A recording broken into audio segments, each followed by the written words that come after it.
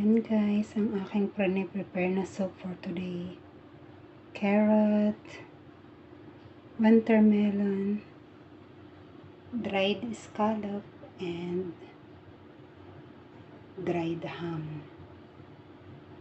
Ayan siya guys. Hong Kong style for soup. Ayan. Hello guys, good morning.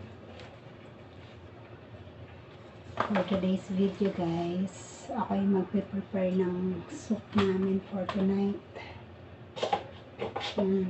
Dito guys sa Hong Kong, pagka ang amo mo ay Chinese is normally lagi may soup. Kasi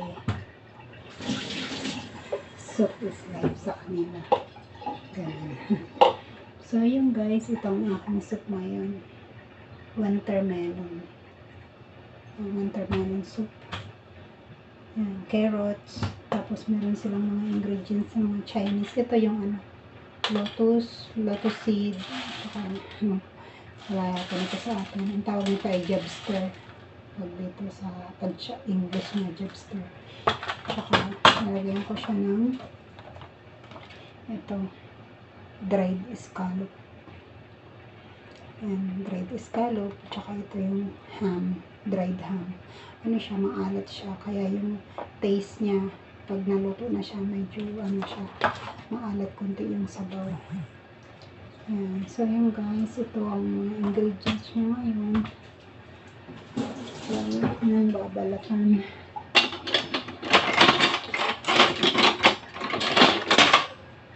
Carrots.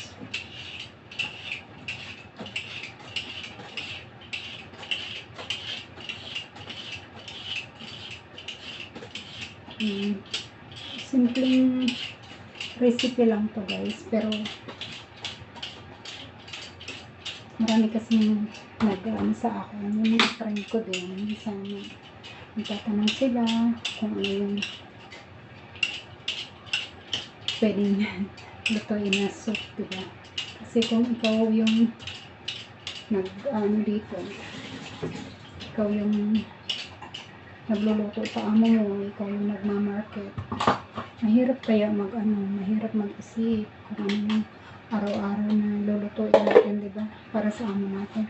O kahit sa atin, diba? Ang sarili natin, pagluluto, kahit din sa Pilipinas, nahirapan din tayo na mag-isip ano yung lutuin natin. Kasi, syempre, yung style ng food natin ay different naman kasi sa mga Chinese. Kasi ang Chinese kasi sabaw is bukod yun sa kanila. Isa yun sa mga dish pagka dinner. Soup. Siyempre, may pera sila eh. Kasi sa atin naman yung pag nagluto tayo ng may sabaw is diretso na yun ulam, diba? Yun lang sa atin. Sinigang lang, ganun, baka. Sinigang na baka, ganun.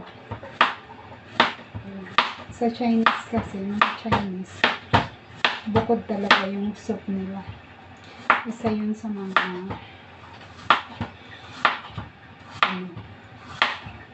dish pag magkakain ng dinner.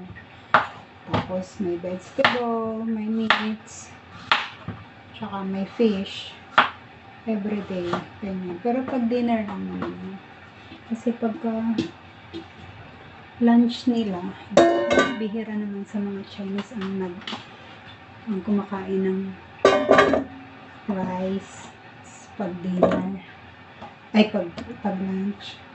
More on sa kanila, noodles sila pag lunch. Yung amo ko nga hindi kumakain na. Hindi siya kumakain ng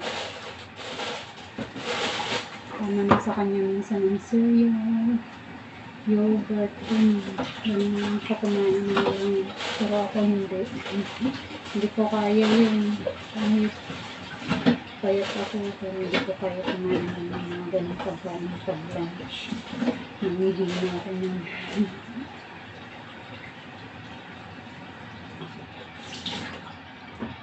So yun guys, ito ay pag niluluto, hindi siya tinatanggalan ng skin. Binabrush ko lang ito.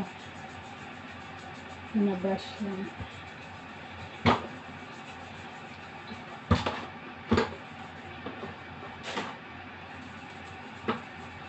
Binabrush mo lang ito kasi pagka ano mo siya, pag tinanggal mo yung skin, pag niluto mo siya, malulusaw siya.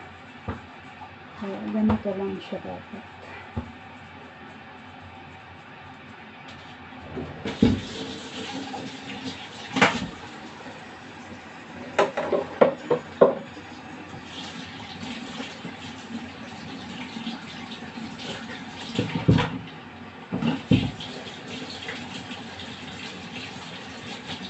So yun guys, pag nahiwa na ito lahat, ano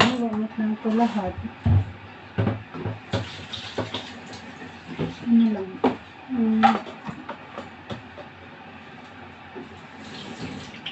lulutuin mo lang siya ng mga 1.5 hour, lower fire lang siya, nalulutuin. Mahinang ako na.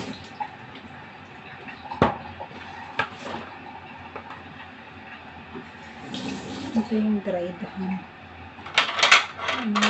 Lapot ko siya, i-rehiwain mo yung dirt, mag-piece lang siya. Ito palang lotus root. Minsan may laman to sa loob na mapait, kaya kailangan ino-open to siya. Tapos, ayan, ito yung parang ano na. Mapait kasi to.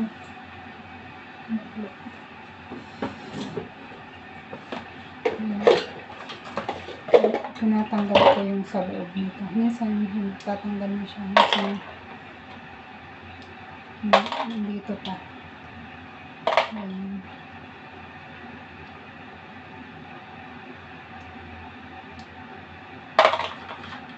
Kailangan mo siyang bukahin.